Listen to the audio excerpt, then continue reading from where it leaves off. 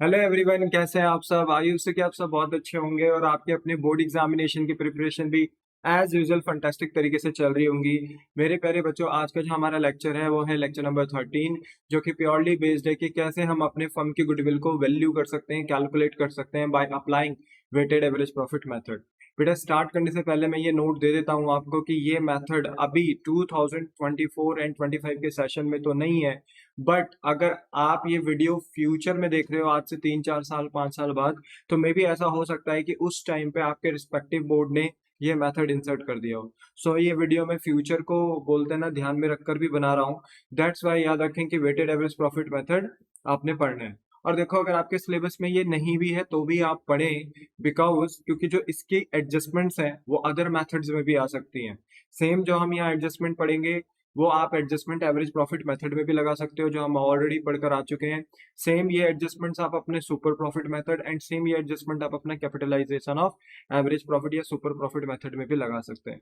सो इसकी एडजस्टमेंट्स बहुत अच्छी हैं वेटेड एवरेज की, जो मैंने यहाँ पे दी हैं। दैट्स वाई आप इसको बहुत अच्छे से पढ़ें, ठीक है। तो चलिए विदाउट एनी डिले स्टार्ट करते हैं।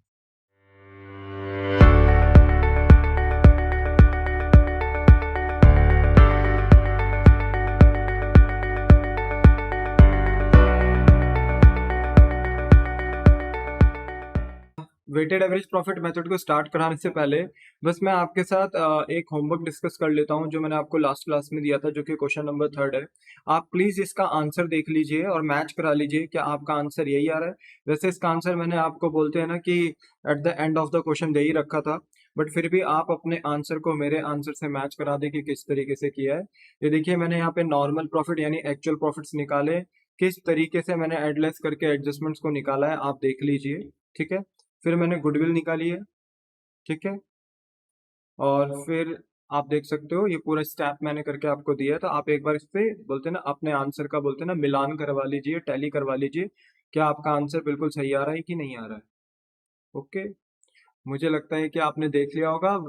वीडियो पॉज भी कर सकते हो, ठीक है। ये लो, आप इतनी की वीडियो पॉज कर लो और चेक कर लो, ठीक है। That's it. तो दिस इज योर आंसर, जो मैंने लास्ट क्लास में आपको एवरेज प्रॉफिट कराया था उसका क्वेश्चन नंबर 3 मैंने आपको होमवर्क दिया था। तो ये इसका आंसर है, ठीक है। चलो आगे चलते हैं ना एवरीवन। आज का जो आपका मेथड है वो है वेटेड एवरेज प्रॉफिट मेथड, जहां से आप अपने फर्म की गुडविल को मेजर कर सकते हो। और ऑलरेडी क्योंकि आप एवरेज प्रॉफिट मेथड पढ़कर आ चुके हो, तो यहाँ पे आपको अब सच कोई ऐसी प्रॉब्लम नहीं होगी, क्योंकि वहां पे भी आप एवरेज करते थे प्रॉफिट का और यहाँ पे भी आप प्रॉफिट का एवरेज करोगे। बट आपने जो यहाँ पर प्रॉफिट लेने हैं पास्ट ईयर के, वो लेने हैं वेट कंसीडर करने के बाद। सर वेट कंसीडर करने के बाद मतलब, देखो वेट मतलब यहां पर है रैंक, यानी यू कैन से कि इंपॉर्टेंस या उनकी अहमियत के हिसाब से हम प्रॉफिट को क्लासिफाई करते हैं। जैसे मान लो कि जो सबसे पुराना प्रॉफिट है उसको सबसे कम रैंक देंगे, उससे जो थोड़ा सा लेटेस्ट प्रॉफिट है उसको थोड़ा सा ज्यादा रैंक मिलेगी, फिर उससे थोड़ा सा जो लेटेस्ट है उससे थोड़ा सा और ज्यादा रैंक, और मान लो कि जो सबसे लेटेस्ट है उसको सबसे ज्यादा रैंक दी जाएगी। यानी वी कैन से दैट कि अगर हमारे पास ये मान लो 4 साल के प्रॉफिट है 2020 21 23, और ये 10 20 30 40,000 के प्रॉफिट्स हमारे पास अवेलेबल हैं, तो हमने इनका टोटल करके divided by total number of year नहीं करना, क्योंकि वो एवरेज प्रॉफिट में होता था। और ये जो मेथड है ये है वेटेड एवरेज प्रॉफिट मेथड। तो हमें ना यहाँ पे पहले प्रॉफिट्स को वेट के अकॉर्डिंग डिस्ट्रीब्यूट यानी क्लासिफाई कर देना है। तो हम यहाँ पे क्या करेंगे, जो सबसे पुराना प्रॉफिट है 2020 उसको सबसे कम वेट देंगे, फिर उसके बाद जो थोड़ा सा लेटेस्ट ईयर का प्रॉफिट होगा उसे थोड़ा सा ज्यादा वेट देंगे यानी इंपॉर्टेंस देंगे, अहमियत देंगे। और जिसका थोड़ा सा और लेटेस्ट होगा, जैसे 2022 थोड़ा लेटेस्ट है 2021 एंड 20 से, तो इसकी रैंकिंग जो दे दी जाएगी, इसका वेट जो दे दिया जाएगा वो 3 दे दिया जाएगा। और जो सबसे लेटेस्ट ईयर का प्रॉफिट है यानी 2023, उसको सबसे ज्यादा रैंक यानी सबसे ज्यादा इंपॉर्टेंस मिल जाएगी, यानी सबसे ज्यादा वेट मिल जाएगा, जो कि है 4, ठीक है। अब यहां पर हमने क्या करना है, मान लो ये ए कॉलम है, ये बी कॉलम है और ये सी कॉलम है।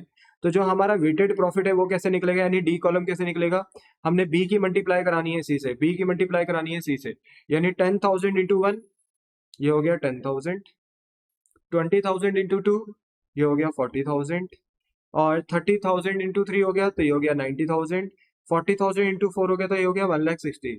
टोटल करोगे तो बेटा ये कितना हो जाएगा, 3 लाख। समझ में आया। बोलो बात समझ में। तो यहाँ पर ना आपको प्लेन प्रॉफिट्स का एवरेज नहीं निकालना, यहाँ पे आपको प्रॉफिट में पहले कंसिडर करने हैं इनके वेट्स एंड देन मल्टीप्लाई करा के निकालना है वेटेड प्रॉफिट। और अब ये जो वेटेड प्रॉफिट आया है, इस वेटेड प्रॉफिट का निकालना है एवरेज। हाँ तो सर ठीक है, अगर ये वेटेड प्रॉफिट आ गया है तो हम इसको नंबर ऑफ ईयर से डिवाइड कर देंगे, और नंबर ऑफ ईयर कितने हैं 4, तो अगर मैं सर इसे 4 से डिवाइड कराऊंगा तो मेरे पास एवरेज प्रॉफिट आएगा। द आंसर इज रॉन्ग बेटा, आपको ना यहाँ पे नंबर ऑफ ईयर कंसिडर नहीं करने, क्योंकि आप यहाँ वेट कंसिडर कर रहे हो, इसलिए नंबर ऑफ ईयर की जगह वेट यहाँ पर काउंट किए जाएंगे। तो बताओ वेट कितने हैं, 4 + 3 कितना हो गया 7 + 2 कितना हो गया 9 + 1 हो गया 10। और अगर आपको अब एवरेज निकालना है, यानी वेटेड एवरेज प्रॉफिट मेथड, अगर वेटेड एवरेज प्रॉफिट मेथड के अकॉर्डिंग अगर आपको वेटेड एवरेज प्रॉफिट निकालना है सबसे पहले, तो क्या होगा फॉर्मूला, वेटेड प्रॉफिट। ठीक है, इसको मैं थोड़ा ऊपर लिख देता हूं, weighted profit, weighted profit, you can say total weighted profit divided by total weight. Okay, और वो आप निकाल चुके हो, तो बस आपको वैल्यू पुट करनी है। अब देखो टोटल वेटेड प्रॉफिट कितना है 3 lakh, divided by total weights कितने हैं 10, तो ये आ गया 30,000। बोलो बात समझ में आई, this is your weighted average profit method. बोलो बात समझ में आ गई, हाँ जी। पर सर एक बात बताओ, अगर इन प्रॉफिट्स में अगर कुछ एडजस्टमेंट हुई, जैसे हमने एवरेज प्रॉफिट मेथड में देखा था, तो यस बेटा, आपको सबसे पहले ये प्रॉफिट ठीक करने पड़ेंगे। इससे भी पहले आपको एक टेबल प्रिपेयर करनी पड़ेगी अलग से, जहां पर आप अपने नॉर्मल प्रॉफिट यानी मेंटेनेबल प्रॉफिट निकालोगे। और जब आप अपने मेंटेनेबल प्रॉफिट सही सही निकाल लोगे, यानी एडजस्टमेंट करने के बाद, तब वो प्रॉफिट आपने यहाँ कंसिडर करने हैं, फिर उन पे वेट अप्लाई करना है, फिर यहाँ पर आपको निकालना है वेटेड प्रॉफिट। और जब आप वेटेड एवरेज प्रॉफिट निकालोगे, तो आपको लेना है total weighted profit divided by total weight, और अपना निकाल लेंगे वेटेड एवरेज प्रॉफिट। बोलो बात समझ में आई। तो यहाँ पर जो हमने प्रॉफिट कंसिडर करने होते हैं बेटा, वो किसके अकॉर्डिंग करने होते हैं, वेट के अकॉर्डिंग कंसिडर करके करने होते हैं। यहाँ पर हमें क्या करना है कि प्रॉफिट तो लेना है, पर प्रॉफिट में हमें वेट देखना है। और वेट हम कैसे अलॉट करेंगे, जो सबसे पुराना है उसको सबसे कम वेट, और जो सबसे लेटेस्ट प्रॉफिट है उसको सबसे ज्यादा वेट, यानी सबसे ज्यादा रैंकिंग, यानी सबसे ज्यादा इंपॉर्टेंस अहमियत के साथ हम उसका बोलते हैं ना कि एक वेटेड प्रॉफिट कैलकुलेट करेंगे। ठीक है, बोलो बात समझ में आ गई। फिर उन्हीं वेटेड प्रॉफिट का क्या कर देंगे टोटल, तो वो हो जाएगा टोटल वेटेड प्रॉफिट, और उनको उन्हीं के टोटल वेट से क्या करा देंगे डिवाइड, तो हमें पता चल जाएगा कि हमारा वेटेड एवरेज प्रॉफिट क्या है। अगर ये एवरेज प्रॉफिट होता तो फिर हम ये सब नहीं करते बेटा, सीधा प्रॉफिट लेते, प्रॉफिट को ही टोटल करते, divided by number of year करते, और हमारा एवरेज प्रॉफिट मेथड आ जाता। बिकॉज क्योंकि ये वेटेड एवरेज प्रॉफिट मेथड है, तो यहाँ वेटेड एवरेज प्रॉफिट मेथड का फॉर्मूला क्या है, total weighted profit divided by total weight, and you can get your weighted average profit. Then apply in the main formula. देखो goodwill का formula क्या है, यहाँ पे एवरेज प्रॉफिट नहीं लेते, यहाँ वेटेड एवरेज प्रॉफिट मेथड लेते हैं, एंड मल्टीप्लाई कराते हैं नंबर ऑफ ईयर परचेज से। मैंने एवरेज प्रॉफिट में already number of year purchase बता दिया था बेटा, तो आप वहां पर जाकर भी देख सकते हो कि 1 D mean by number of year purchase. ठीक है, तो नंबर ऑफ ईयर परचेज ये हमें क्वेश्चन में दिया रहता है, यहाँ हम मल्टीप्लाई करेंगे तो हमें हमारे फर्म की गुडविल पता चल जाएगी। तो नाउ मुझे लगता है कि अब आपको इतना समझ में आ गया होगा कि यहाँ पे वेटेड एवरेज प्रॉफिट मेथड काम कैसे करता है। पर मैं बार बार आपको एक बात बता दूं कि अगर हमें प्रॉफिट्स में कुछ एडजस्टमेंट दी होंगी, तो हम पहले वेटेड प्रॉफिट नहीं निकालेंगे, पहले हमें अपने प्रॉफिट को ठीक करना पड़ेगा, यानी नॉर्मल प्रॉफिट निकालना पड़ेगा। मैंने आपको एवरेज प्रॉफिट मेथड में भी सिखाया था कि हम कैसे नॉर्मल प्रॉफिट निकालते हैं, कुछ कॉलम्स प्रिपेयर करते हैं, जो जिस ईयर की एडजस्टमेंट होती है उस ईयर में कुछ चीजें एडलेस करते हैं, एंड प्रॉफिट को बोलते हैं ना कि करेक्टली फाइंड आउट करते हैं, और फिर उस प्रॉफिट को कंसिडर करते हैं अपने गुडविल को निकालने में। अगर एवरेज है, सिंपल एवरेज प्रॉफिट है, तो प्रॉफिट को टोटल कर दो divided by number of year कर दो। और अगर वेटेड है, तो प्रॉफिट को पहले दो वेट, एंड फिर उन वेट्स के साथ उन प्रॉफिट को मल्टीप्लाई करा के निकालो वेटेड प्रॉफिट, एंड देन उनका कर दो टोटल, यानी टोटल वेटेड प्रॉफिट, एंड उनको डिवाइड करा दो उन्हीं के टोटल वेट से, तो you can get your weighted average profit. And then उस वेटेड एवरेज प्रॉफिट को अप्लाई करो अपने गुडविल के फॉर्मूला में, and number of year purchase के साथ मल्टीप्लाई करो, तो आपको पता चल जाएगी कि आपकी फर्म की गुडविल क्या है। तो बोलो, मुझे लगता है इतना सिंपल है ना। बोलो बात समझ में आ गई, द आंसर इज यस। तो अब हम स्टार्ट करते हैं अपना क्वेश्चन नंबर 5, जहां से आप समझोगे कि किस तरीके से हम अपने वेटेड एवरेज प्रॉफिट को सॉल्व कर सकते हैं, कैसे हम अपने वेटेड एवरेज प्रॉफिट के अकॉर्डिंग अपने बोलते हैं ना कि क्वेश्चनों को कर सकते हैं ना। एवरीवन, आपको अपनी स्क्रीन में क्वेश्चन नंबर 5 दिख रहा होगा, जहां से हम देखेंगे कि हम कैसे अपने फर्म के गुडविल को मेजर कर सकते हैं by applying weighted average profit method. तो यहाँ पे देखो, दो पार्टनर है आपके पास, ए और बी, जिनके बीच में प्रॉफिट शेयरिंग रेशियो है 5:3। 1 अप्रैल 2016 को ये सी को एडमिट कर रहे हैं into the partnership for 1 share of the profit. अब क्योंकि ये नए पार्टनर को एडमिट कर रहे हैं, तो अभी तक जो बोलते हैं ना कि एग्रीमेंट था वो ए और बी के अकॉर्डिंग था। अभी तक पार्टनरशिप हम ए और बी चला रहे थे। अब आगे से पार्टनरशिप फर्म कौन चलाएंगे? एबीसी। तो क्योंकि अब आगे से न्यू फर्म स्टार्ट हो जाएगी एबीसी के बीच में, तो अभी तक जो फर्म चलती हुई आ रही थी ओल्ड फर्म ए और बी के बीच में, हमें उनकी गुडविल वैल्यू करनी है। तो क्योंकि हम नए पार्टनर को एडमिट कर रहे हैं, तो हमें ओल्ड फर्म की गुडविल वैल्यू करनी है। तो यही लिखा है कि for this purpose goodwill is to be valued at 2 year purchase. तो नंबर ऑफ ईयर परचेज कितना दे दिया? 2 ईयर परचेज। और हमें कंसीडर करने हैं पिछले 3 साल के प्रॉफिट, लास्ट 3 ईयर्स के प्रॉफिट। पर जो प्रॉफिट हमें कंसीडर करने हैं वो करने हैं आफ्टर अलाउइंग पार्टनर रिम्यूनरेशन। मतलब ये जो पिछले 3 साल के प्रॉफिट हमें दिए होंगे, इन प्रॉफिट्स में से हमें पार्टनर का रिम्यूनरेशन लेस करना है। ठीक है, करा हुआ है अच्छी बात है, नहीं करा तो हमें करना है। ठीक है, इस बात का ध्यान रखना। प्रॉफिट को जो वेट किया गया है 1 2 3 किया गया है। जो सबसे ओल्ड प्रॉफिट होगा उसे हम सबसे कम इंपॉर्टेंस, सबसे कम वेट देंगे, यानी 1। फिर उससे थोड़ा सा बोलते हैं लेटेस्ट ईयर को 2, और सबसे ज्यादा लेटेस्ट ईयर को 3 देंगे। आगे कह भी रहा है कि जो ग्रेटेस्ट वेट है वो देना है किसको? लास्ट ईयर को, जो अभी रिसेंट हुआ है। तो वो नहीं भी लिखता तो भी हमें पता था कि भाई हम तो सबसे ज्यादा वेट उसी को देने वाले हैं जो अभी रिसेंटली जो हमारा ईयर फिनिश हुआ है, उसी को हम सबसे ज्यादा लेटेस्ट ईयर का प्रॉफिट मानेंगे और सबसे ज्यादा ग्रेटेस्ट रेट भी उसी को देंगे। और जो नेट प्रॉफिट हमें दिया है बिफोर पार्टनर रेम्यूनरेशन, अब देखो प्रॉफिट हमें दिया गया है बिफोर पार्टनर रेम्यूनरेशन, वो दिया गया है 2013-14 का 2 लाख, 2014-15 का 2,30,000 और 2015-16 का दिया है 2,50,000। क्योंकि ईयर 2013-14, 14-15, 15-16 करके दिए गए हैं, तो ये फाइनेंशियल ईयर है, यानी बिजनेस का जो अकाउंटिंग ईयर है वो फाइनेंशियल ईयर है। 1 अप्रैल से स्टार्ट होता है अकाउंटिंग ईयर और खत्म होता है अगले साल के 31 मार्च को। इसलिए ईयर आपको कोट करेगा 2013 और 14, 2014 और 15, 2015 और 16। ठीक है।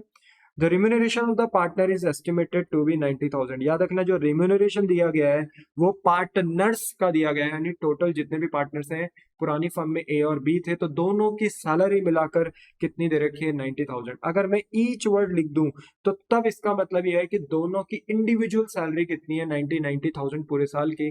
तो पूरे साल की दोनों की सैलरी फिर कितनी होती है? 1,80,000। पर मैंने यहाँ पे लिखा है कि जो रिम्यूनरेशन है वो पार्टनर्स की है 90,000 पर एनम, यानी पर एनम मतलब पर ईयर, पूरे साल की। तो यहाँ पर आप मान लेना कि ये जो 90,000 की सैलरी है, इसमें ए की भी है और इसी में ही बी की भी है। बोलो, बात समझ में आ गई? तो आंसर इज यस।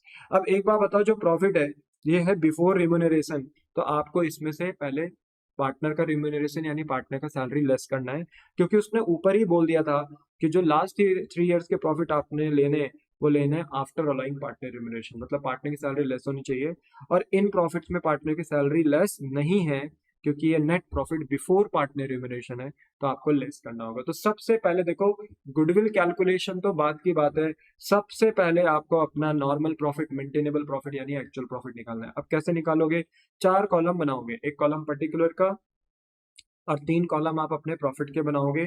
तो प्रॉफिट आपके 2013-14, 14-15, 15-16 के दे रखे हैं, और प्रॉफिट आपने जो उन्होंने दिए थे बिफोर रिम्यूनरेशन वो आपने यहाँ पे कॉपी एंड क्या कर देना है? पेस्ट कर देना है। और फिर इन्हीं प्रॉफिट में से लेस कर देना है आपने अपना पार्टनर रिम्यूनरेशन, जो कि कितना है? 90,000 है। तो 2 लाख में से 90,000 जाएगा तो कितना बचेगा? 1,10,000। 2,30,000 में से 90,000 जाएगा तो 1,40,000 बचेगा। 2,50,000 में से 90,000 जाएगा तो कितना बचेगा? 1,60,000। तो समझ पा रहे हो ना? देखो इतना ईजी है। अब ये जो प्रॉफिट आया, ये आया प्रॉफिट आफ्टर रिम्यूनरेशन, और यही प्रॉफिट चाहिए था, तो ये आपका नॉर्मल प्रॉफिट यानी एक्चुअल प्रॉफिट यानी मेंटेनेबल प्रॉफिट बन गया। अब आप आराम से अपनी फर्म की गुडविल निकाल सकते हो। हमने एग्जामिनर को बता दिया calculation of goodwill by applying weighted average profit method. तो यहाँ पे फॉर्मूला क्या होता है गुडविल का, मैंने अभी भी थोड़ी देर पहले बताया भी था आपको। वेटेड एवरेज प्रॉफिट यहाँ लेना होता है, एवरेज प्रॉफिट नहीं, वेटेड एवरेज प्रॉफिट यहाँ लेना होता है, and multiply by number of year purchase. Number of year purchase आपको पता है कितना है, 2 times, but weighted average profit नहीं पता। यहाँ आंसर है तो आपको दिख रहा होगा, बट आपको नहीं पता अभी, क्योंकि जब आप करोगे तो आपका वेटेड एवरेज प्रॉफिट नहीं आएगा। तो आपको वेटेड एवरेज प्रॉफिट निकालने के लिए यहाँ पे 2-3 लाइन का स्पेस छोड़ना है, एंड देन क्या कैलकुलेट करना है, वेटेड एवरेज प्रॉफिट। अच्छा, वेटेड एवरेज प्रॉफिट का फॉर्मूला क्या है, वेटेड एवरेज प्रॉफिट कैसे निकलता है, आपको लेना है टोटल प्रॉफिट नहीं, टोटल वेटेड प्रॉफिट। यहाँ थोड़ा सा चेंज होता है, total weighted profit divided by total weight. Average profit का फॉर्मूला क्या होता है, अगर वेट हटा दो तो एवरेज प्रॉफिट का फॉर्मूला क्या होता है, total profit divided by total number of year. This is the formula of average profit, but ये वेटेड एवरेज प्रॉफिट है, तो यहाँ फॉर्मूला होता है total weighted profit divided by total weight. ठीक है, तो अब देखो टोटल वेट तो चलो आप निकाल भी दोगे, कैसे, 1 + 2 + 3 करके, वेट्स का टोटल करके। तो एक वक्त के लिए आपको चलो टोटल वेट तो पता है कि टोटल वेट कितना है, 6, बट आपको टोटल वेटेड प्रॉफिट नहीं पता। तो टोटल वेटेड प्रॉफिट निकालने के लिए, कैलकुलेशन ऑफ वेटेड प्रॉफिट करने के लिए आपको ये चार्ट बनाना पड़ेगा। सर अभी भी तो ऊपर भी तो एक चार्ट बनाया था, एक टेबल बनाई थी बेटा, वो टेबल ना आपने अपने प्रॉफिट को ठीक करने के लिए बनाया था। ये तो सबसे कंपलसरी है, अगर आपके प्रॉफिट गलत है तो पहले तो आपको अपने प्रॉफिट ही ठीक करने होंगे, तब जाके आप अपनी फर्म की गुडविल निकाल सकते हो। समझ में आई बात। तो ये तो हमारा प्रॉफिट ठीक करने का टेबल था, जहां पे हमने अपने प्रॉफिट को ठीक किया, नॉर्मल प्रॉफिट निकाला।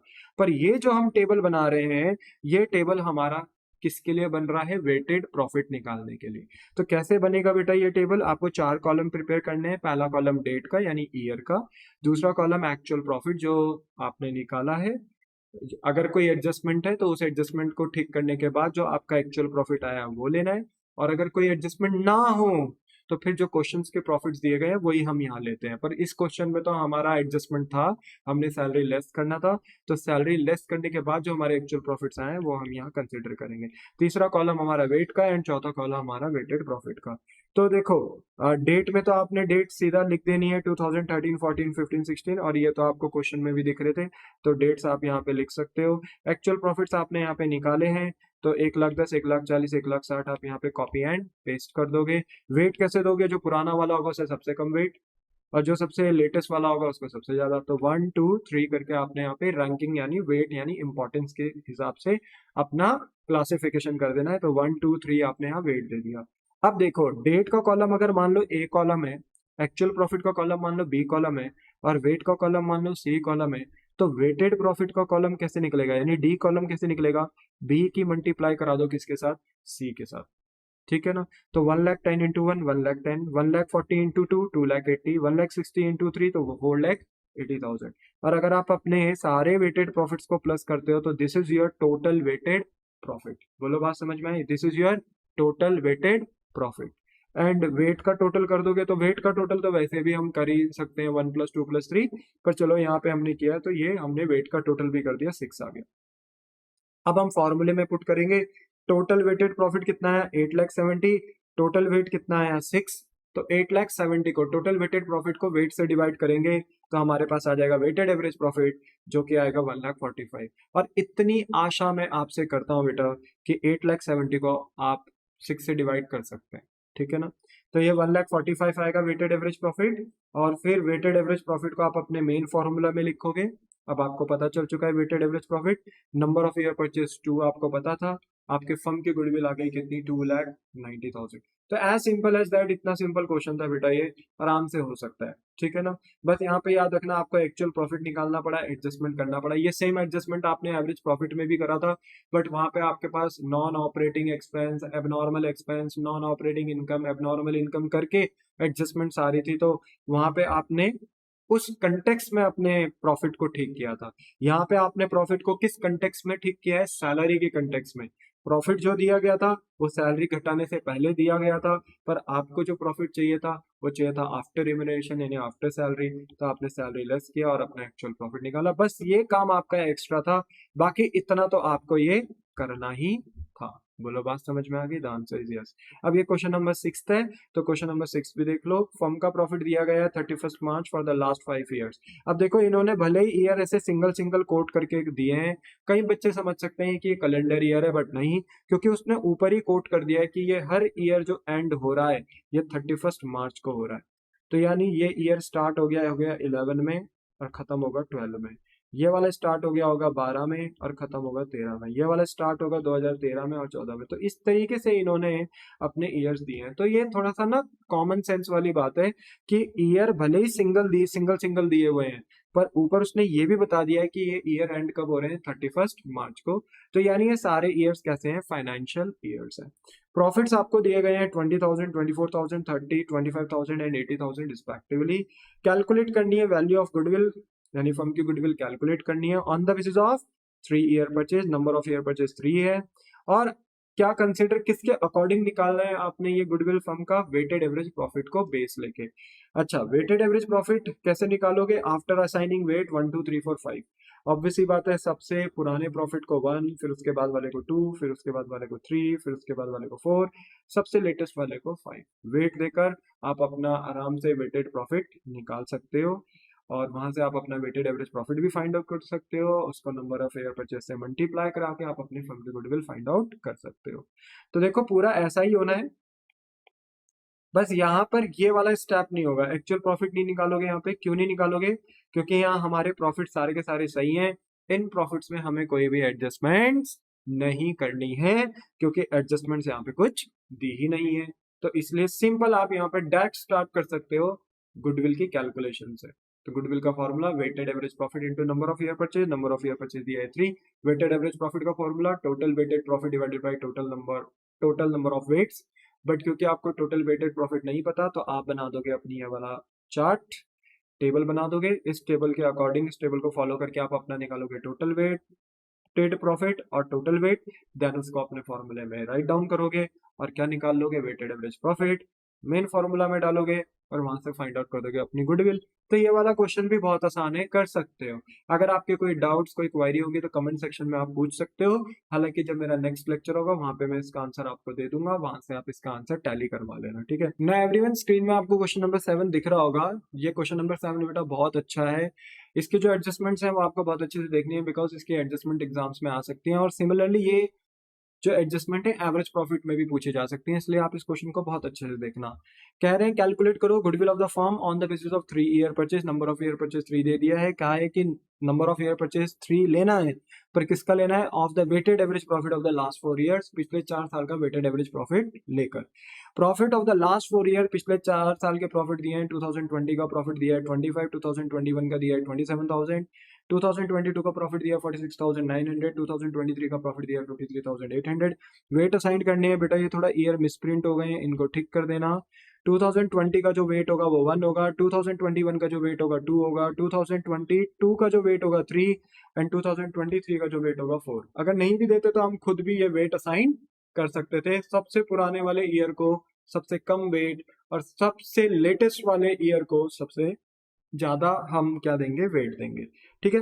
अब इन्होंने क्या दिया, you are supplied the following information. अब देखो इन्होंने कुछ हमें 3 इन्फॉर्मेशन दी हैं और इन इन्फॉर्मेशन को हमें अपने प्रॉफिट में एडजस्ट करना है। ओके, मैं आपको ये भी बता देता हूँ बेटा कि इन्होंने जो हमें ईयर दिए हैं बताया ही नहीं है कि ये ईयर कब क्लोज हो रहे हैं। अगर ये बता देते कि 31 मार्च को ये ईयर क्लोज हो रहे होते तो मैं फाइनेंशियल ईयर मान लेता। चलो आप 31 मार्च भी ना बोलते, ऐसे लिख देते 2020, 21, 2021 एंड 22, तो भी मैं मान लेता कि ये फाइनेंशियल ईयर है। तो आपने मुझे कहीं से भी इंडिकेशन नहीं दी है कि ये फाइनेंशियल ईयर है, यानी ये 31 मार्च को फिनिश हो रहा है, तो मैं मान लूंगा कि ये मेरा कैलेंडर ईयर है। जैन से स्टार्ट हो रहा है, दिसंबर में खत्म हो रहा है, मतलब सेम ईयर में स्टार्ट, सेम ईयर में खत्म। इसलिए ईयर मैंने सिंगल हैंडेड दिए हैं 2020, 2021, 2022। तो यहाँ से हमें समझ में आ गया है कि ये कौन से ईयर है, कैलेंडर ईयर है, ठीक है। एडजस्टमेंट इस तरीके से दी गई है कि 1 जनवरी 2021 को, यानी 1 जनवरी 2021 बताओ सबसे पहले किस में आता है, 2021 वाले ईयर में आता है, जहां हमारा प्रॉफिट 27,000 है। कह रहे हैं कि एक मेजर प्लांट रिपेयर करी गई है 10,000 रुपए की। अब मेरे बच्चे मैं आपको बता दूं कि लास्ट जो हमारा लेक्चर था एवरेज प्रॉफिट पे, मैंने वहां पे भी ये बात बताई थी कि अगर मैं कोई फिक्स एसेट बाय करता हूं, तो वो मेरा कैपिटल एक्सपेंडिचर है। अगर मैं उस फिक्स एसेट को शॉप से खरीदता हूँ और बिजनेस प्रेमिसेस तक लाते लाते अगर बीच में भी कुछ खर्चे होते हैं लाइक ट्रांसपोर्टेशन के, इंस्टॉलेशन के, तो वो भी मेरे क्या है, कैपिटल एक्सपेंडिचर। वो मेरे एक्सपेंस नहीं माने जाते, रेवेन्यू एक्सपेंडिचर नहीं माने जाते, वो मेरे एसेट माने जाते हैं। और अगर मैं अपने फिक्स एसेट पे कोई ऐसी रिपेयर कर दूं जिससे कि उसकी एफिशिएंसी बढ़ जाए, यानी कुछ मेजर रिपेयर कर दो, देखो माइनर रिपेयर होती है छोटी मोटी, वो एक्सपेंस होती है क्योंकि वो डे टू डे होती रहती है। मैं मेजर रिपेयर की बात कर रहा हूं जिससे मेरे फिक्स एसेट की एफिशिएंसी बढ़ जाए, तो वो भी मेरा कैपिटल एक्सपेंडिचर यानी फिक्स एसेट होता है। और मैं यहाँ पे अपने प्लांट प्लांट मतलब प्लांट एंड मशीनरी, अगर मैं बड़े से मासिव स्केल पे मशीनरी को इंस्टॉल्ड कर दूं अपने बिजनेस में, अपनी फैक्ट्रीज में, तो मैं उनको प्लांट बोल देता हूँ, यानी प्लांट एंड मशीनरी। तो मैंने उनमें एक मेजर रिपेयर कराया 10,000 रुपए का, तो समझ में आ रहा है ये मेरा एसेट है, फिक्स एसेट है। बट मैंने इसको चार्ज कर दिया रेवेन्यू में, मतलब डे टू डे एक्सपेंस दिखाया। अब हुआ ये होगा कि 1 जनवरी 2021 यानी 2021 वाले में, जहां पे मेरा प्रॉफिट 27 है, मैंने इस ईयर में क्या कर दिया होगा, इस एसेट को मैंने क्या दिखा दिया, एक्सपेंस दिखा दिया। इसकी वजह से मेरा प्रॉफिट क्या हो गया होगा, डाउन हो गया होगा, यानी कम हो गया होगा, जो कि होना नहीं चाहिए क्योंकि ये मेरा एक्सपेंस नहीं है, ये मेरा एसेट है। तो जैसे ही मैं अब इसे ठीक करूंगा, दोबारा से इसे एसेट दिखाऊंगा, तो मेरे 2021 का प्रॉफिट बढ़ जाएगा कितने से, 10,000 से। बोलो क्लियर हो गई इतनी बात? हाँ।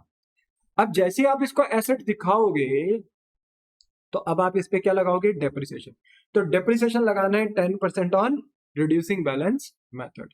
अब 10% रिड्यूसिंग बैलेंस मेथड का मतलब क्या है, 2 मिनट ध्यान से सुन लो तो मेरी बात आपको समझ में आ जाएगी। देखो, एक तरफ मैं WDV मेथड लेता हूं और एक तरफ मैं लेता हूं SLM मेथड। 2 मिनट लगेंगे बेटा, ध्यान से सुनते रहो। मान लीजिए कि मेरा एसेट जो मैंने बाय करा था, यानी जो मेरा एसेट था स्टार्टिंग में, मान लो 10,000 का था, एज पर एग्जांपल, जो हमारे एग्जांपल में 10,000 वही लिया हमने, और माइनस करा पहले ईयर का डेप्रिसिएशन। डेप्शन का रेट है मान लो 10%, और क्योंकि WDV है तो पहले साल में तो एसेट की वैल्यू 10,000 है, तो 10,000 का 10% कितना होगा, 1,000। तो बताओ, डेप्शन लेस करने के बाद मेरे एसेट की रिटर्न डाउन वैल्यू कितनी आएगी, 9,000। बोलो क्लियर आ गया? हाँ। अब बताइए, सिमिलरली जब मैं सेकेंड ईयर पे डेप्शन लगाऊंगा, तो एट द रेट कितने परसेंट से लगाऊंगा, 10% से। अब बताओ 9,000 का 10%, क्योंकि WDV पे लगेगा डेप्रिसिएशन, तो मुझे एक बार बताओ 9,000 का 10% कितना हो गया, 900 रुपए। इतना तो सब निकाल ही सकते हैं बेटा, तो ये हो जाएगा 8,100 रुपए। ठीक है, और माइनस करूंगा, ये WDV आ गई आपकी, ठीक है। अब माइनस करूंगा, थर्ड ईयर पे भी लगाऊंगा डेप्रिसिएशन, तो डेप्रिसिएशन अगर मैं थर्ड ईयर पे भी लगाता हूं 10% के हिसाब से, तो 8,100 का 10% कितना होता है, 810। तो 8,100 में से 810 जाएंगे तो ये बचेगा 7,290। मैंने 3 साल के लिए इसलिए लिया क्योंकि 2021 में मेरे साथ ये घटना हो रही है, तो मुझे 2021 से 2023 यानी 3 साल का ही काम करना है, इसलिए मैंने 3 साल का ही डेप्शन लिया। तो आप देख रहे हो मैं किस पे लगा रहा हूँ डेप्रिसिएशन, WDV वैल्यू पे लगा रहा हूँ। बट अगर मैं SLM यानी ओरिजिनल कॉस्ट मेथड से चलूँ, तो यहाँ पे भी मेरे एसेट की वैल्यू मान लो लेट बी सपोज अगर 10,000 होती, तो पहले साल पे डेप्शन कितना लगेगा, मान लो एट द रेट 10%, कितना, 1,000। वैल्यू कितनी आई, 9,000, ये WDV। पर जो मेरा यहाँ डेप्रिसिएशन लगेगा वो WDV पे नहीं लगेगा, वो 10% जो लगेगा वो किस पे लगेगा, 10% मेरा लगेगा ओरिजिनल कॉस्ट पे। और 10,000 का 10% कितना हो गया, 1,000। वैल्यू कितनी आई, 8,000। This is your WDV। फिर लगाऊंगा तीसरे साल का डेप्रिसिएशन, कितने परसेंट से, एट द रेट 10% से। अब आप मुझे एक बात बताओ, 8,000 का 10% कितना होगा, 800? नहीं सर, 8,000 पे तो लगाना ही नहीं है। हमें जो डेप्रिसिएशन लगाना है किस पे लगाना है, हमें डेप्रिसिएशन लगाना है ओरिजिनल पे। तो 10,000 का 10% कितना हो गया, 1,000। तो बताओ वैल्यू कितनी आ गई, 7,000। तो ये बात है मेरे बच्चे कि यहाँ पर जो डेप्रिसिएशन हम लगाते हैं, चाहे किसी भी ईयर का हो, ओरिजिनल ही कॉस्ट पे लगता है। पर WDV में यानी रिड्यूसिंग बैलेंस मेथड में जो हम डेप्रिसिएशन लगाते हैं वो एसेट की रिटर्न डाउन वैल्यू पे लगाते हैं। और आपने एक चीज नोटिस करी, चाहे आप WDV मेथड यानी रिड्यूसिंग बैलेंस मेथड या आप SLM मेथड यानी ओरिजिनल कॉस्ट मेथड, दोनों मेथड में से कोई भी मेथड अडॉप्ट करो, फर्स्ट ईयर का डेप्रिसिएशन सेम ही आता है। सेकेंड ईयर से डिफरेंशिएशन चालू होता है कि वो WDV मेथड है कि SLM। ये बात जरूर ध्यान में रखना, क्योंकि मैं अभी इसमें आपको एक पॉइंट बताने वाला हूँ, ठीक है ना। तो याद रखना, फर्स्ट ईयर का डेप्रिसिएशन दोनों ही मेथड्स में सेम रहता है, पर सेकेंड ईयर से फिर डिफरेंशिएशन चालू हो जाता है। सेकेंड ईयर से पता चलता है हमें कि हमें डब्ल्यूडीवी लगाना है कि एसएलएम, क्योंकि पहले साल तो दोनों में सेम ही आना है, ठीक है। तो वाली बात है। तो देखिए हमने यहाँ पर डेप्रिसिएशन लगाया, ठीक है। तो डेप्रिसिएशन जो हमारा लगेगा फर्स्ट ईयर का, जो 2021 में जो डेप्रिसिएशन लगेगा 10,000 पे 10% 1000। सेकेंड ईयर में कितना लगेगा 9,000 पे 10% यानी 900। और तीसरे साल में कितना लगेगा 8,100 पे 10% यानी 810। बोलो समझ में आ गया। This is your first adjustment. और याद रखना डिप्रिसिएशन एक नॉर्मल एक्सपेंस होता है बिजनेस का, नॉर्मल एक्सपेंस, वो डे टू डे एक्सपेंस है, इसलिए वो लेस होना लाजमी था। पर आपने पहले ये लेस ही नहीं किया होगा डिप्रिसिएशन, क्योंकि पहले आपने इसको एसेट ही नहीं दिखाया था। पहले आपने इसको क्या दिखा दिया था, अपना रेवेन्यू एक्सपेंडिचर एक्सपेंस दिखा दिया था। तो आपने इसको पहले डेप्रिसिएशन एज एन एक्सपेंस नहीं दिखाया था, तो अब आप दिखा रहे हो, क्योंकि अब आप इसे एसेट दिखा रहे हो। एसेट दिखाया तो पहले अपने प्रॉफिट को बढ़ाया, फिर उसी एसेट पे क्या लगाया डिप्रिसिएशन, तो अपने प्रॉफिट को डाउन कर दिया। बोलो बात समझ में आई। हाँ ना एवरीवन, जो हमारी सेकंड एडजस्टमेंट है वो क्लोजिंग स्टॉक से रिलेट करती है। एंड क्लोजिंग स्टॉक का मतलब होता है मेरे बच्चे वो गुड्स जिसको हम during the year sold out नहीं कर पाए, यानी ऐसे गुड्स जो ड्यूरिंग द ईयर अनसोल्ड रह गए। ऐसा नहीं है कि वो नहीं बिकेंगे, वो नेक्स्ट अकाउंटिंग ईयर में बिक जाएंगे बेटा, पर अभी करंट अकाउंटिंग ईयर में हम उन्हें बेच नहीं पाए, इसलिए उन सारे गुड्स को हम क्या बोलते हैं, क्लोजिंग स्टॉक। तो जो हमारा क्लोजिंग स्टॉक 2021 और 22 का है, वो बेटा ओवर वैल्यूड हो गया है, गलती से हमने उसको ज्यादा वैल्यू पे दिखा दिया है। तो 2021 एंड 22 का बैक टू बैक दोनों ईयर के जो क्लोजिंग स्टॉक्स हैं उनकी वैल्यू बढ़ चुकी है 1000 एंड 2000 रुपीज से, जो कि बढ़नी नहीं चाहिए थी। आपको उन्हें ओवर वैल्यूड नहीं करना चाहिए था, बट यस आपने उन्हें ओवर वैल्यूड कर दिया, जो कि आपसे हो गई गलती। और इस गलती की वजह से आपके प्रॉफिट पे कुछ ना कुछ इम्पैक्ट पड़े होंगे। और उन्हीं इम्पैक्ट को समझाने के लिए मैं आपका सिर्फ 2 मिनट लूंगा और आपको समझाऊंगा अच्छे से कि किस तरीके से ये क्लोजिंग स्टॉक के पॉइंट्स को आप ठीक कर सकते हो अपने एग्जाम में। अब मान लो ये क्लोजिंग स्टॉक का पॉइंट आ गया, तो प्रॉफिट पे कुछ ना कुछ इम्पैक्ट पड़ा होगा। अब कैसे पड़ा होगा वही बात समझनी है। देखो क्लास 11th में हम ट्रेडिंग अकाउंट बनाते थे, डेबिट साइड इसकी एक्सपेंस की होती थी, क्रेडिट साइड बेटा इसकी इनकम की होती थी। बेटा डेबिट साइड में हम सबसे पहले लिखते थे ओपनिंग स्टॉक, यानी ओपनिंग स्टॉक का हम अपना एक्सपेंस दिखाते थे। अब क्यों दिखाते थे मैं अभी थोड़ी देर में बता दूंगा, क्योंकि कई बच्चों को तो पता ही नहीं होता है कि हम ओपनिंग स्टॉक का एक्सपेंस दिखाते क्यों।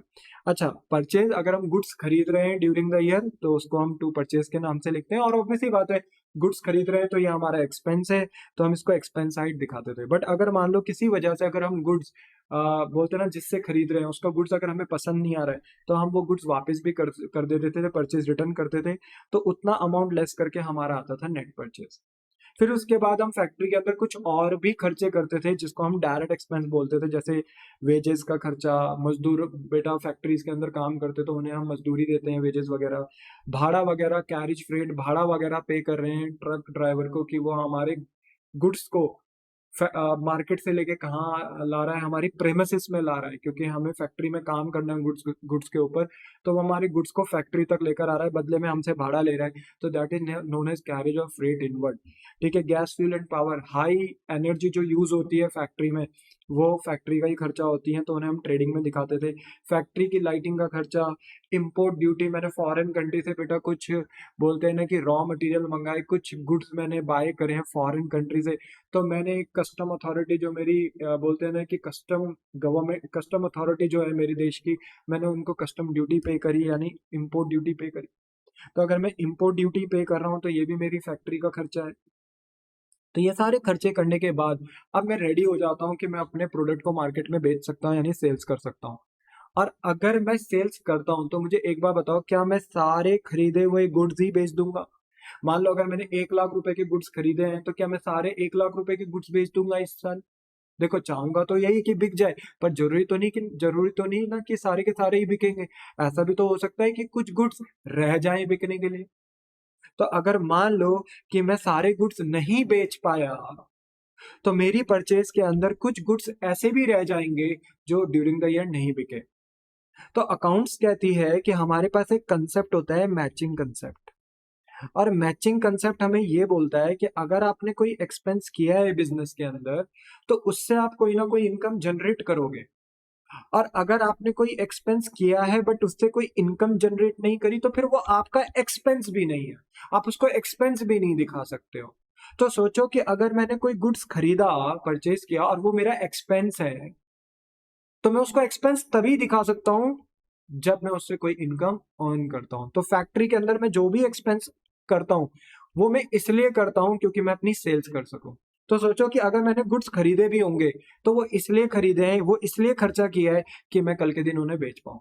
और अगर मैं उन्हें नहीं बेच पा रहा हूं तो इसका मतलब है कि एक्सपेंस किया तो है पर इनकम हुई नहीं क्योंकि उन्हें बेच नहीं पाया। तो मैचिंग कंसेप्ट कहता है कि फिर आप ऐसे एक्सपेंस को भी एक्सपेंस नहीं दिखा सकते। ऐसे गुड्स जो बिक नहीं पाए आप उनको परचेज नहीं दिखा सकते, एक्सपेंस नहीं दिखा सकते। तो मुझे क्या करना पड़ता है, उतने गुड्स को हटाना पड़ता है परचेज से और उसको डालना पड़ता है कहाँ, क्लोजिंग स्टॉक में। बोलो बात समझ में आई। और जैसे ही आप अपने परचेज से उतने गुड्स को हटाओगे तो आपका परचेज कम हो जाएगा, यानी आपका एक्सपेंस कम हो जाएगा। और अगर आपका एक्सपेंस कम होगा तो आपकी इनकम बढ़ जाएगी। दैट्स वाई क्लोजिंग स्टॉक को हम अपना इनकम साइड भी दिखाते हैं। ये रीजन था। अब यही क्लोजिंग स्टॉक जब अगले साल क्या बनेगा, ओपनिंग स्टॉक, तो अगले साल ये गुड्स कैपेबल है कि बिक सकता है। तो इसलिए ओपनिंग स्टॉक को हम एक्सपेंस दिखाते हैं क्योंकि ये ओपनिंग स्टॉक पहले क्या रहा होगा, क्लोजिंग स्टॉक। और क्लोजिंग स्टॉक आपका एक्सपेंस नहीं होता क्योंकि वो ड्यूरिंग द ईयर बिक नहीं पाया और क्योंकि वो परचेज के अंदर शामिल था, एक्सपेंस के अंदर शामिल था। बट मैचिंग कंसेप्ट कहता है कि कोई इनकम जनरेट नहीं कर पाए आप इस परचेज से, इतने गुड्स से जो आप बेच नहीं पाए हो, जो परचेज के अंदर शामिल है, तो अब आप उसको अपना क्लोजिंग स्टॉक दिखाओ। अनसोल्ड गुड्स है तो क्लोजिंग स्टॉक दिखाओ। तो मैंने उसको अपना एक्सपेंस नहीं दिखाया क्योंकि वो मेरा गुड्स बिक नहीं पाया during the year, matching concept के कंसेप्ट को पूरा नहीं कर पाया। एक्सपेंस था पर इनकम जनरेट नहीं कर पाया, तो उतनी परचेज को कम करके क्या दिखाया, क्लोजिंग स्टॉक दिखाया। तो वो क्लोजिंग स्टॉक मेरा एक्सपेंस नहीं, क्या बना, एसेट। इसलिए याद रखना क्लोजिंग स्टॉक क्योंकि आपका एक्सपेंस नहीं होता तो हम उसको क्या दिखाते हैं, अपना एसेट दिखाते हैं। क्या दिखाते हैं, क्लोजिंग स्टॉक को अपना एसेट दिखाते हैं। ठीक है। तो क्योंकि वो करंट ईयर में बिक नहीं पाया तो वो एसेट बन गया और उसने आपके एक्सपेंस को, परचेज को कम कर दिया तो वो इनकम भी बन गया। क्योंकि आपकी परचेज कम हो गई तो आपकी इनकम बढ़ गई, किसके नाम से, क्लोजिंग स्टॉक के नाम से। तो जब अगले साल ये ओपनिंग बनेगा तो ओपनिंग कहता है मैं पहले साल, पिछले साल एक्सपेंस नहीं था, मैं पिछले साल एसेट था, पर इस साल मैं बिक सकता हूं मार्केट में, तो इस साल मैं मैचिंग कंसेप्ट को पूरा कर सकता हूं। इसलिए इस साल मैं एज अ ओपनिंग स्टॉक क्या दिखाई दूंगा, एक्सपेंस दिखाई दूंगा। ठीक है। और तब जाके इनकम साइड को हम प्लस करते थे, एक्सपेंस साइड को माइनस करते थे और जीपी निकालते थे। याद है, कुछ ऐसा कंसेप्ट होता था।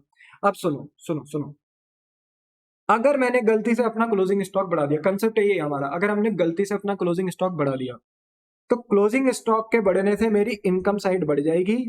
और क्योंकि मेरे एक्सपेंस में कोई ऐसा, बोलते हैं ना कि गलती नहीं हुआ है, तो मेरा एक्सपेंस तो वही है जितना था, पर मैंने गलती से अपना क्लोजिंग स्टॉक बढ़ा दिया तो मैंने अपना इनकम साइड बढ़ा दिया।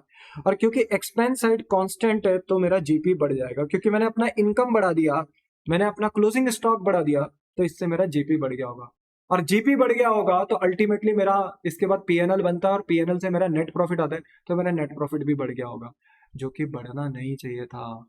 तो अब आपको समझ में आया कि मेरे क्लोजिंग स्टॉक के बढ़ने से मेरी इनकम साइड बढ़ती है। और क्योंकि एक्सपेंस में कुछ हुआ नहीं है, मतलब एक्सपेंस साइड अपनी ठीक है, बस मेरा क्लोजिंग स्टॉक बढ़ गया तो मेरी इनकम साइड जरूरत से ज्यादा बढ़ गई, तो इससे मेरा जीपी भी ज्यादा बढ़ जाएगा, जो कि बढ़ना नहीं चाहिए था। तो मैं क्या करूंगा कि जो क्लोजिंग स्टॉक मेरे 2021 एंड 22 के बढ़ चुके हैं, तो मैं अज्यूम करूंगा कि इनसे मेरा प्रॉफिट भी बढ़ चुका होगा, जो कि बढ़ना नहीं चाहिए था। तो मैंने देखो एडजस्टमेंट नंबर 2 में क्या करा है, जो मेरे क्लोजिंग स्टॉक ओवर वैल्यूड हुए हैं 2021 एंड 22 के, ये बेटा ठीक कर देना, गलती से 2006-7 है, बट 2021 और 22 के जो मेरे क्लोजिंग स्टॉक बढ़ गए थे, इनकी वजह से मेरे 2021 एंड 22 के प्रॉफिट भी बढ़ चुके होंगे। अभी बताया मैंने आपको, ठीक है। तो मैं बढ़ चुके होंगे जो कि बढ़ने नहीं चाहिए थे प्रॉफिट, तो मैंने माइनस कर दिया। पर एक बात आप ये भी तो मानोगे कि जो मेरा 2021 का जो मेरा क्लोजिंग स्टॉक है वो 2022 का ओपनिंग भी तो बना होगा। मानते हो बात को? मेरे कहने का मतलब यह है कि जो 2021 का जो क्लोजिंग है वो 2022 का क्या बना होगा? ओपनिंग। इसका मतलब है कि अगर 2021-22 के अगर क्लोजिंग स्टॉक ओवर वैल्यूड हुए हैं तो 2022 एंड 23 के ओपनिंग स्टॉक भी क्या हो चुके होंगे? ओवर वैल्यूड है। सर ये कैसे? अरे देखो ना, अगर 2021 एंड 2022 के क्लोजिंग स्टॉक ओवर वैल्यूड हो गए हैं, बढ़ गए हैं, तो 2021 का क्लोजिंग स्टॉक 2022 में क्या बना होगा? ओपनिंग। और 2022 का क्लोजिंग 2023 में क्या बना होगा? ओपनिंग। Doubling effect. तो 2021-22 क्लोजिंग को तो ठीक कर दिया, पर अब हमें ओपनिंग को भी ठीक करना पड़ेगा। तो 2022 और 23 का ओपनिंग स्टॉक भी हमारा बढ़ चुका होगा। तो सुनो, ओपनिंग स्टॉक क्या होता है? एक्सपेंस। और अगर आपका ओपनिंग स्टॉक बढ़ गया अब, तो इसकी वजह से आपका एक्सपेंस साइड बढ़ गया। और अगर आपका एक्सपेंस साइड बढ़ गया तो आपका प्रॉफिट कम हो जाएगा, जो कि होना नहीं चाहिए था, क्योंकि आपके ओपनिंग स्टॉक बढ़ने नहीं चाहिए थे। अब आपके ओपनिंग स्टॉक बढ़े क्यों? क्योंकि आपके क्लोजिंग स्टॉक बढ़ गए। तो क्लोजिंग स्टॉक को तो ठीक कर दिया आपने, पर अब आप ओपनिंग स्टॉक को भी ठीक करोगे। कैसे? ओपनिंग स्टॉक बढ़ गए यानी आपकी एक्सपेंस साइड बढ़ गई। एक्सपेंस के बढ़ने से ना बेटा प्रॉफिट डाउन हो जाता है, जो कि होना नहीं चाहिए था। तो आप क्या करोगे? जो आपका ओपनिंग स्टॉक ओवर वैल्यूड हुआ है, 2021 का ओपनिंग 2022 और 2022 का ओपनिंग 2023, जो ओपनिंग स्टॉक ओवर वैल्यूड हुआ है, जिसकी वजह से आपका एक्सपेंस बढ़ गया है और प्रॉफिट डाउन हो गया है, जो कि होना नहीं चाहिए था। तो आपने 2022 एंड 2023 के प्रॉफिट को अब ठीक करा। कैसे? इंक्रीज करके। डाउन हो गया तो इंक्रीज। तो इससे तुम्हें क्या पता चलता है कि क्लोजिंग स्टॉक, देखो, एक आप ना यहाँ पे आइडिया बना सकते हो कि क्लोजिंग स्टॉक आप मान लो कि इनकम है और ओपनिंग स्टॉक क्या है? एक्सपेंस। अगर आपका क्लोजिंग स्टॉक बढ़ गया, सोचो, तो समझना कि आपका जीपी बढ़ गया, क्योंकि इनकम साइड बढ़ गई तो आपका जीपी बढ़ गया। जीपी बढ़ना नहीं चाहिए था तो प्रॉफिट बढ़ना नहीं चाहिए था, तो कम कर दोगे। और अगर आपका ओपनिंग स्टॉक बढ़ गया तो यानी आपकी एक्सपेंस साइड बढ़ गई। एक्सपेंस साइड बढ़ गई तो आपका प्रॉफिट कम हो गया, जो कि कम होना नहीं चाहिए। तो उसको ठीक करोगे कैसे? प्रॉफिट को दोबारा से इंक्रीज करके। अब सोचो कि मैंने तो ओवर वैल्यूड का एग्जांपल दिया है क्वेश्चन में, तभी बोलते हैं रटना नहीं चाहिए, है ना? मैंने तो आपको ओवर वैल्यूड का दिया है। अगर मैं आपको अंडर वैल्यूड का दूं तो क्या आपका क्लोजिंग स्टॉक कम हो गया? आपने कम दिखा रखा है। तो सोचो, अगर आपने क्लोजिंग स्टॉक कम दिखा रखा है तो इसकी वजह से आपकी इनकम क्या हो गई होगी? कम। इनकम कम तो आपका जीपी कम। होना नहीं चाहिए था प्रॉफिट कम, तो आप अपने प्रॉफिट को ठीक कैसे करोगे? बढ़ा दोगे तब, अगर आपने अपने क्लोजिंग स्टॉक को अंडर वैल्यूड किया होगा। और सोचो, अगर आपके क्लोजिंग स्टॉक अंडर वैल्यूड हुए होंगे तो उनके नेक्स्ट ईयर वो क्या बने होंगे? Opening stock. तो आपके ओपनिंग स्टॉक भी अंडर वैल्यूड हो गए होंगे। और सोचो, अगर आपका ओपनिंग स्टॉक अंडर वैल्यूड हो गया, अगर आपने अपना एक्सपेंस कम दिखाया तो आपका प्रॉफिट बढ़ गया होगा, जो कि बढ़ना नहीं चाहिए था, तो फिर तब उसे लेस कर दोगे। तो कहने का मतलब है कि आप यहाँ पर आइडिया लगा सकते हो कि क्लोजिंग स्टॉक इनकम है, ओपनिंग स्टॉक एक्सपेंस है। इनकम को बढ़ाओगे तो जीपी बढ़ जाएगा, इनकम को घटाओगे, क्लोजिंग स्टॉक को घटाओगे तो जीपी घट जाएगा, जो कि घटना बढ़ना नहीं चाहिए था। तो फिर आप उसी हिसाब से उसे ठीक करोगे। और अगर आप ओपनिंग स्टॉक को बढ़ा रहे हो तो यानी आपका एक्सपेंस बढ़ रहा है तो प्रॉफिट कम हो जाएगा, जो कि होना नहीं चाहिए था, आप उसे बढ़ा दोगे, ठीक कर दोगे। बट अगर आप अपने ओपनिंग स्टॉक यानी एक्सपेंस को कम कर दे, अंडर वैल्यूड करते हो, तो आपका प्रॉफिट बढ़ जाएगा, क्योंकि आपने एक्सपेंस कम दिखाया, तो आपका प्रॉफिट बढ़ेगा, जो कि बढ़ना नहीं चाहिए था। तो अब आप उसको कम कर दोगे। तो इस तरीके से आप इसमें प्रोसीड करोगे। बोलो, बात समझ में आई? तो आपने ओपनिंग स्टॉक जो था ओवर वैल्यूड हुआ था 2023 और 23 का, ओवर वैल्यूड हुआ था, ज्यादा एक्सपेंस दिखाया, प्रॉफिट कम हो गया होगा, तो आपने अपने प्रॉफिट को बढ़ा दिया 2022 एंड 23, क्योंकि 2021 का क्लोजिंग 2022 में आया होगा और 2022 का क्लोजिंग 2023 में आया होगा। लास्ट था आपके पास कि मैनेजमेंट कॉस्ट है 5000। ऑब्वियस सी बात है, आपके बिजनेस को मैनेज करने के लिए, आपके बिजनेस के, बोलते हैं ना कि ऑपरेटिंग एक्टिविटी को चलाने के लिए मैनेजमेंट का होना बहुत जरूरी है। और मैनेजमेंट अगर आप रखोगे तो आपके मैनेजमेंट में कुछ ना कुछ कॉस्ट, कुछ ना कुछ एक्सपेंसेस आएंगी, क्योंकि आप मैनेजर को सैलरी दोगे, एम्प्लॉयज को सैलरी दोगे, कमीशन दोगे, है ना? तो खर्चे आएंगे और वो खर्चे जरूरी भी हैं, क्योंकि आपको अपने बिजनेस को अच्छे से मैनेज करना है। Effectively and efficiently. That's why ये जो मैनेजमेंट कॉस्ट है ये किसी सिंगल ईयर में नहीं आती, हर ईयर में आती है, इसलिए आपने इसे हर ईयर के प्रॉफिट से लेस कर दिया 5,000 5,000 5,000। अब आप क्या करोगे, 25,000 में से 5,000 लेस करोगे तो 20,000, 27,000 में 10,000 ऐड करोगे, 1,000 1,000 ये नेगेटिव के हैं एंड 5,000 भी ये नेगेटिव के हैं, तो इन सबको लेस करोगे, यानी देखो 27 में 10,000 ऐड करोगे 37, 37 में नेगेटिव के 2,000 लेस करोगे 35, 35 में से 5,000 और लेस करोगे 30, 46,900 में से 900 लेस करोगे तो 46,000, 46 में से 2,000 लेस करोगे तो 44, 44 में प्लस करोगे 1,000 45, 45 में से माइनस करोगे 5,000 तो 40। सिमिलरली ये भी ऐसे निकाल लोगे और ये आएगा 50,000। अब क्योंकि आपने अपने नॉर्मल प्रॉफिट्स निकाल लिए, तो देखो अगर ये एवरेज प्रॉफिट का फॉर्मूला, अगर मान लो एवरेज प्रॉफिट मेथड लगता तो इन्हीं नॉर्मल प्रॉफिट को प्लस करते divided by number of year, यानी 4 से डिवाइड करते और एवरेज प्रॉफिट आता, नंबर ऑफ ईयर परचेज लगाते, गुडविल आता। पर यहाँ पे हमारा एवरेज प्रॉफिट मेथड नहीं है, वेटेड एवरेज प्रॉफिट मेथड है, तो हम यहाँ पर टीचर को बताएंगे, एग्जामिनर को बताएंगे कि हम गुडविल कैलकुलेशन कर रहे हैं by applying weighted average profit method. Goodwill का फॉर्मूला है weighted average profit into number of year purchase. Number of year purchase बेटा क्वेश्चन में मेंशन था, कितना था number of year purchase, 3 year purchase, तो this is your number of year purchase 3। Now weighted average profit जो आपका है बेटा है वो आ गया 40,000। नंबर ऑफ ईयर परचेज मैंने आपको ऑलरेडी दे ही रखा था क्वेश्चन में, हमें पता ही था 3 मल्टीप्लाई कराया तो फर्म की गुडविल आ गई हमारे पास 1,20,000। और इसी के साथ बेटा हमारा खत्म होता है वेटेड एवरेज प्रॉफिट मेथड भी। देखो हमने इसमें 3 क्वेश्चन करे, फिफ्थ मैंने कराया आपको जहाँ पे सैलरी से रिलेटेड एडजस्टमेंट थी वो हमने देखी। क्वेश्चन नंबर 6 ये नॉर्मल क्वेश्चन था, ये आपको दिया है, आप करके लेकर आना, मैं नेक्स्ट क्लास में श्योरली इसका आंसर आपको दूंगा।